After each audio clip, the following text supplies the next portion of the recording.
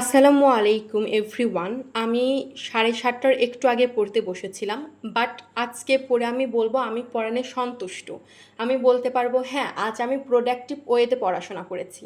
কারণ এই যে এই একাডেমিক পড়াশোনা যেটা আমি প্রতিদিন একটি টপিক নিয়েই পড়ছিলাম এবং ভাবছিলাম কেন আমার হচ্ছে না, কেন হচ্ছে না। বাট আজকে একটি জিনিস ভালো হয়েছে। এর আগের দিন যখন আমার ক্লাস ছিল ভার্সিটিতে, ম্যাম বলে দিয়েছিল একটি ডায়াগ্রাম দেখিয়ে যে এটা তোমরা বুঝে আসবে এবং আমাকে বোঝাবে।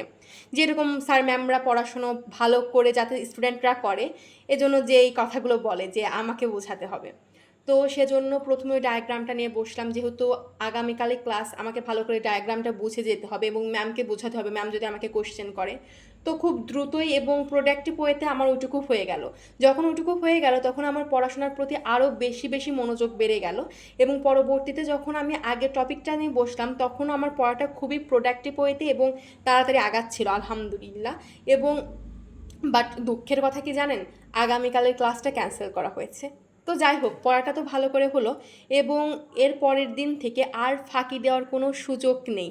যেহেতু চতুর্থ চ্যালেঞ্জ আমি শুরু করছি এবং চ্যালেঞ্জে কিছু পরিবর্তন এনেছি, যেমন এখন আর 1.5 ঘন্টা থেকে 2 ঘন্টা একাডেমিক পড়া না, পড়াটা 2 ঘন্টায় করতে হবে। একাডেমিক পড়া প্রতিদিন তো আমি 1.5 ঘন্টা করি, বাট এখন থেকে 2 ঘন্টায় করতে হবে।